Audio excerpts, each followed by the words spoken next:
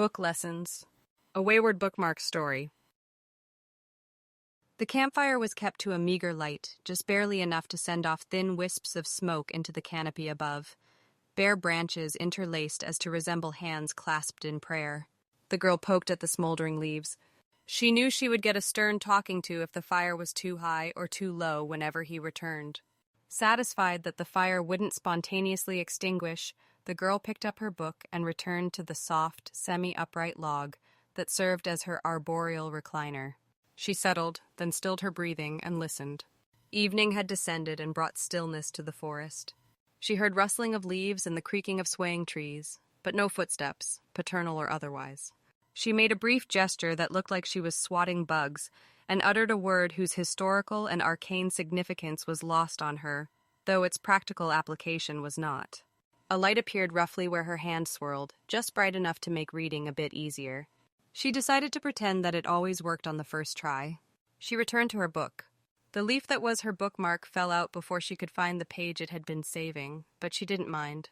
Any page would do. This was her fourth time in a row reading this book. It was a collection of short stories by a number of famed authors. The variety of stories made it a good choice for rereading, which is exactly why she picked this one. She was allowed 2 books at a time. It's difficult enough to travel through rough terrain with everything you need to survive on your back, while also schlepping stacks of expensive, fragile paper. 1 book she chose. 1 book her father chose.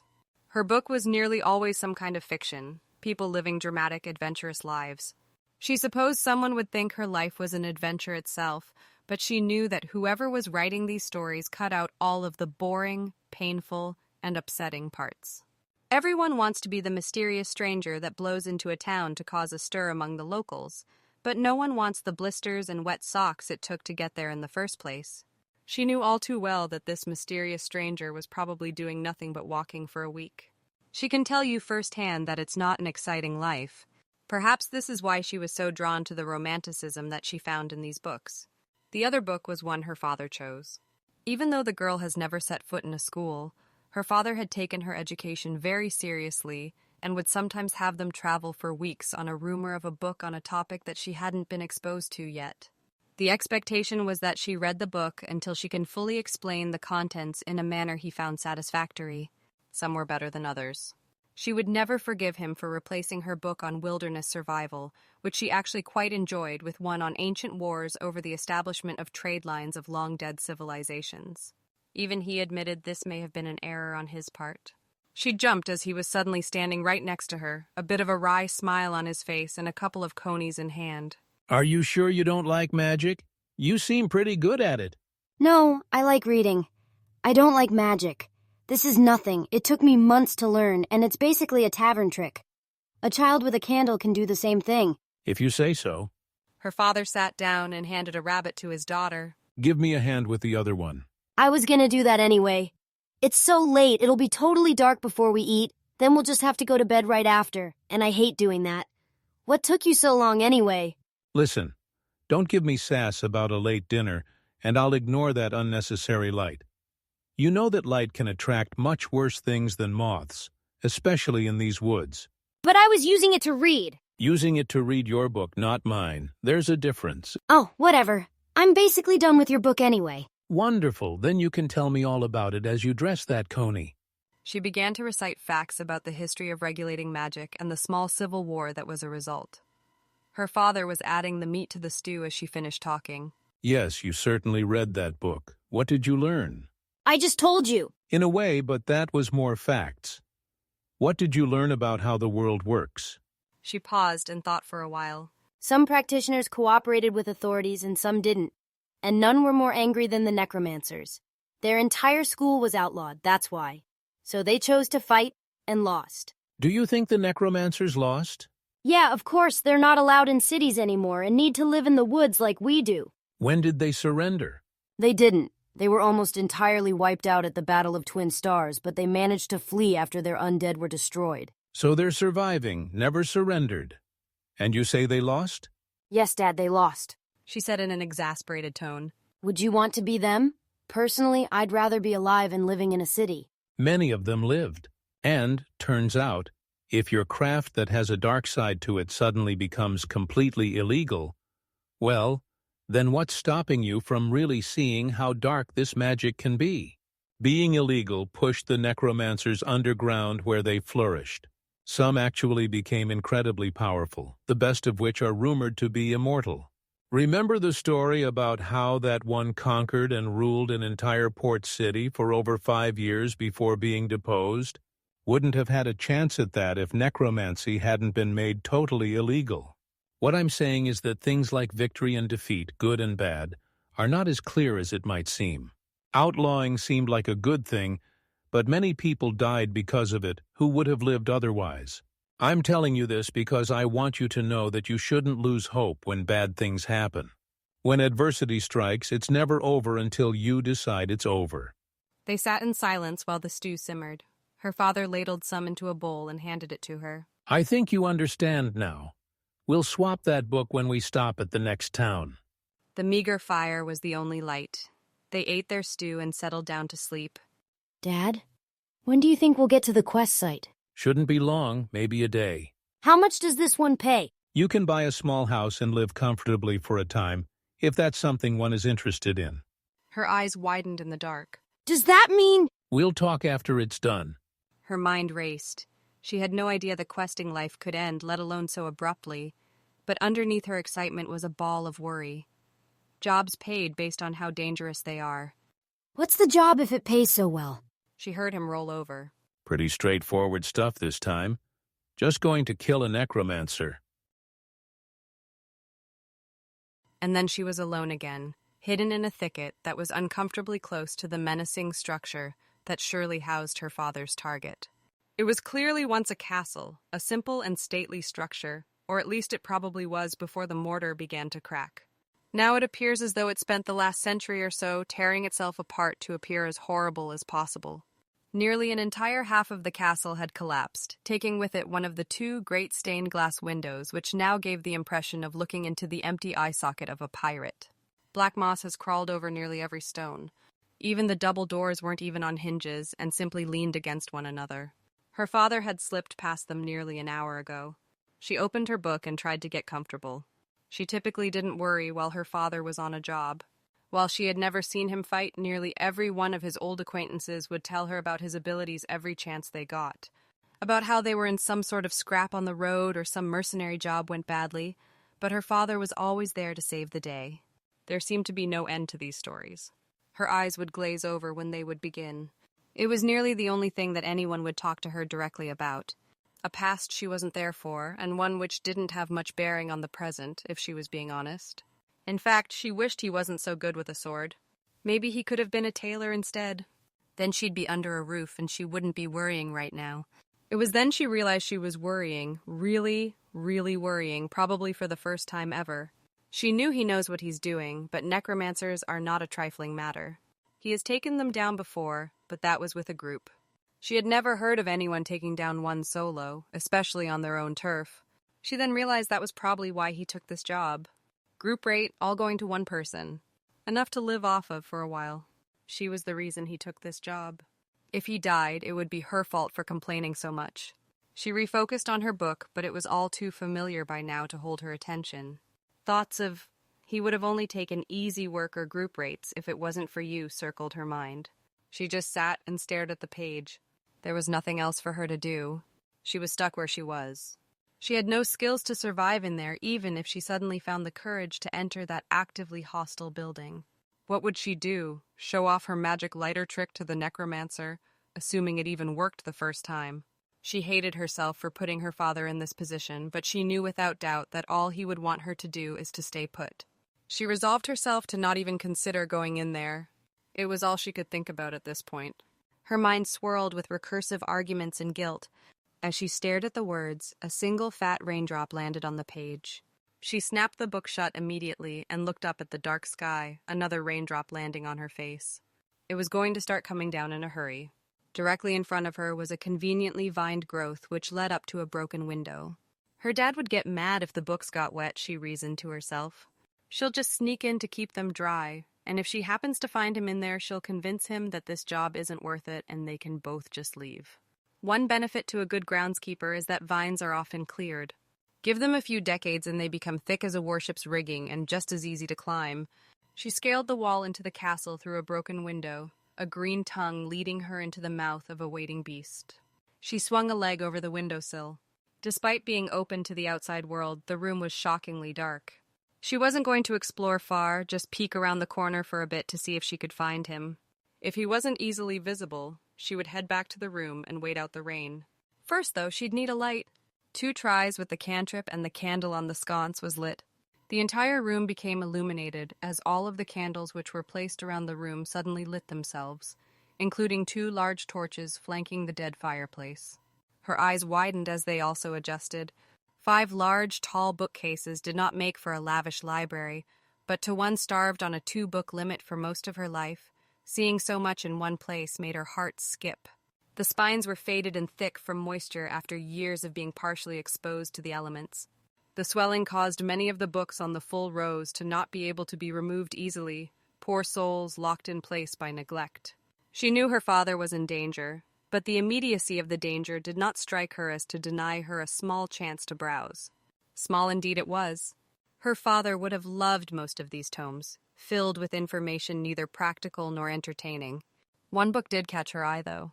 The spine was deep purple with gold lettering, unknown splotches thankfully not obscuring the title, which read Secret Swords. It was on a locked row, but with her small knife and some time she was able to free it, the remaining books grateful for the new breathing room. The spine cracked as she opened it. She sat in a chair under the torchlight and began to read. It was a simple tale of a young blacksmith's son, his humble station outweighed by the size of his dreams. She hated him, though. She was not even a page into his story, did not even know his name, and yet his starry-eyed determination to become a world-renowned swordmaster had filled her with contempt. She read on, if only to see him suffer a horrible death on the second page. He did not, and as he remained only honest and true, her anger grew. She thought of finding and killing the author, whoever they were, so that they may never again put pen to paper to create such an abomination. Her hands trembled and her eyes filled with tears, bile rising in the back of her throat. This was wrong. This was the very beginning of an unremarkable story. Why did she want to kill someone she has never met? Her rage began to give way to nausea, and soon she found herself vomiting on the plush yet dirty rug, not even then able to take her eyes off the page. That's when she was certain she was cursed. Each word crashed into her like a lead sinker, fading from her conscious mind into her subconscious, harming her in ways she could not fathom. And yet she could not keep her eyes locked on one word for long, the next one beckoning her, promising another unrealized opportunity to see a horrible fate befall this idiot. She was too terrified to scream when she realized she was likely to die here. She kept her eyes firmly planted on the word stirrups, resisting the pull for as long as she could. The last thing she thought was that, were her father here, this would result in yet another bar story where he figured out how to save the day, and everyone will have a good laugh. Or so she thought. That was her last thought. Memories of her father, of all of those years on the road and all those books between them, had stirred up something in her. She saw his face laughing as he dared her to read her favorite book literally back to front in exchange for 2 new books at the next town. She did it then, and she did it here too. She read in reverse the 3.5 pages, gasping and sputtering, but suffering no further ill consequences. When she again reached that fabled word once, she snapped the book shut. She threw the book to the ground, sank to her knees, and choked out gasping, sputtering sobs, doing her best to keep them inside her lungs out of fear of adding to the noise she had already made. What kind of hell was this, to hold such dangers in such an unassuming place? Was this the kind of thing her father had faced over and over again? How could someone survive something like this and willingly return to it? When she finally regained herself, she sat for a brief moment to consider her next action. It wasn't a large castle, but she thought that her chances of even finding her father were slim, let alone convincing him to leave empty-handed after such a long journey. She couldn't stand being in this castle for 1 second longer. Even freezing in a torrential downpour was preferable to this. She headed back to the window. The vines were cut clean through, perhaps a foot below the sill. She was stuck. Her empty stomach dropped. She backed up from the window, her feet urging her to run, her mind warning her of the unknown dangers past the door, and of the dangers in the room. She had no choice now. She had to find her father. She opened the door into a hallway, dark of course. She dared not grab a torch from the sconce. She had learned not to touch anything, even the unassuming. She slowly crept along, 1 foot in front of her to find the next step she needed to take. She felt as exposed as a mouse on a tiled floor, unable to see the perched cats like gargoyles, watching her out of bemusement at how easy it would be to end her. She reached a stone spiral staircase. Thankful for the quiet of the mortar as opposed to creaking wood, she crept downwards. At the very least, if she found the entrance, she could leave. The door was wide open, after all. Still nearly pitch black, she did not see it. Her foot touched something discomfortingly pliable. She reached down. Her hand first registered cloth, then a cold corpse. She could not even consider what just happened. She had to move. She hurried past the corpse, not even trying to stay quiet in her haste. Finally, she made it to the first floor, lit with torches to her relief. It was an open hall with a number of doors leading who knew where, but to her great relief she saw the open exit at the far end of the hall. She knew there was no chance to find her father in this maze. She would escape, and hope her father would follow suit. The second her mind resolved to do so, she felt a weight clap on both of her shoulders, pushing her to the ground. She looked around and saw the corpse that she had nearly tripped over. Only it was standing above her, milky white eyes peering out of pallid skin towards nothing in particular. She screamed again and ran straight for the exit. 3 or 4 strides, and she saw the door slam shut, the only light now coming from the torches. The corpse was clumsy but strong. At first, it wrapped its hands around her neck, and she felt the blood rush to her head. She stabbed furiously with her knife into an unflinching abdomen, the corpse not registering any pain whatsoever. It caught her hand as she went in for another stab and twisted her arm, the knife clattering to the floor. With surprisingly practiced skill, it twisted her arm behind her, turning her around, and grabbed her other arm as well. It began to pull her down the hallway. She struggled, twisted, kicked, but the hands were strong as they were cold. Eventually she gave in, her breath ragged, her mind unwilling to register what was happening. She kept her eyes down, not even looking towards the walls for an opportunity to escape. If her heart was still beating, she did not feel it, as if it gave up along with the rest of her. She was pushed along hallways and staircases, elbows and shoulders wrenched much too high. They made it to some dark room below. She did not know how they got there exactly, but she could smell it before she heard the sounds, the smell of rot and ozone, of old mossy dirt and smoke of strange origins. The sounds had grabbed her attention the most. She heard the clashing of swords and mirthless laughter. Her father was in the room, and he was fighting something. The room itself was little more than a glorified study, a few tables and shelves, with a tall, sneering man resting in an overstuffed armchair, observing her father cross swords with an armored figure. Corpses and armor lay on the ground, evidence of the recently dispatched. She could not help herself. "Dad!" She called out to him. At the sound of her voice, his head turned immediately, just enough time to take a heavy blow from the armored figure's shield.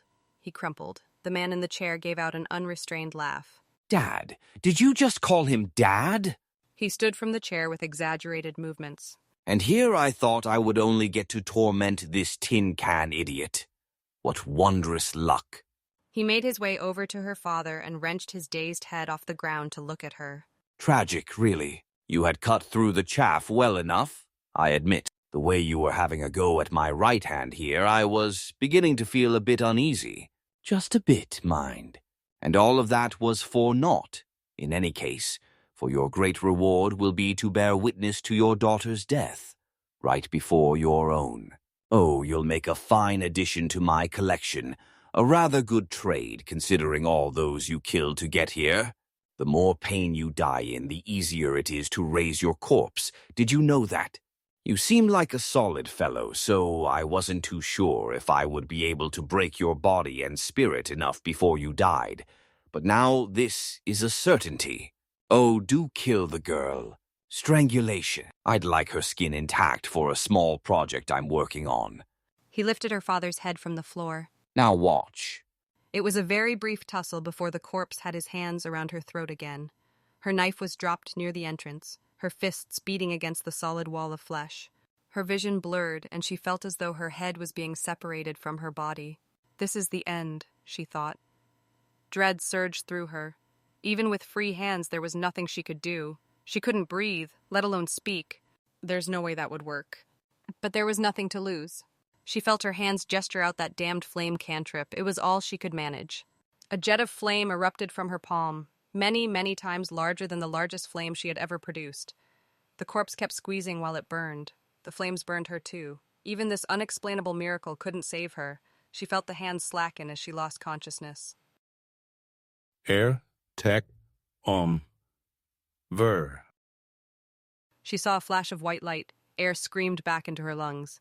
Through bleary eyes, she thought she saw her father surrounded by pale, faint white light. "Oh, we've died," was all she thought. She saw him smile in relief and turn away quickly. She reached out for him, her arms moving slowly, and did not find him. Another flash of white. She turned her head to see it. She saw that they were still in the necromancer's chamber. Her father was on his feet again, sword in hand, but she had never seen his sword as such. It blazed with what looked like white fire as it struck the shield of the armored figure, the flames immolating the armor as if it was made of tinder instead of steel. The figure burned and fell. He immediately turned to face the necromancer, who had raised what looked like a barrier of black ichor and bones, which was cut through quickly. It was a short battle after that, his blazing sword slashing through the man, turning him into little more than a pile of ash inside a tattered robe. She could hardly move as she looked down at her blister-covered arms and singed clothes. Her father had rushed over to her with a rushed apology, taking her arms in his hands. A soothing, warm light formed between their skin. The blisters and the pain were gone. Still getting used to this. Let me know if you're still in pain. No, it's fine. But what happened? Ah? Well, your little display really left an impression on our friend there, I think. Seems as though he wanted you alive after all.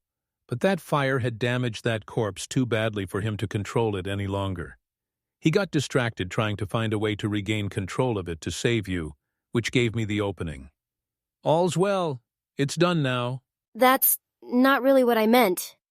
You took a vow just now, didn't you? A pause. Yeah, seems I did. But how? I thought you had to be initiated in order to take a vow. You know, if you would have asked me that this morning, I would have agreed. But I would have also agreed that a properly enunciated incantation was required to cast magic. And yet here is my daughter doing just that. And so, I thought to myself, might as well give it a try. Seems as though someone upstairs heard me. I guess that's all that you really need. She stood up on shaking legs. Are all of your quests like this? He laughed. No, this one is pretty unique. I can't say I've ever had a quest that resulted in me taking a holy vow. I had to pull out all the stops, though. I couldn't have you upstaging me on our first job together. She shot him a look. And last job. This whole ordeal has done nothing to make me any more appreciative of this lifestyle. Quite the opposite, believe it or not. She sighed. Enough to buy a house? Did you mean that? I did. A pretty nice one, too. Let's get out of here, then. Agreed. But, you know, I did see that he had a pretty well-stocked library if you wanted to browse a bit. Probably no harm in that. I don't think he'll mind. Thank you for listening.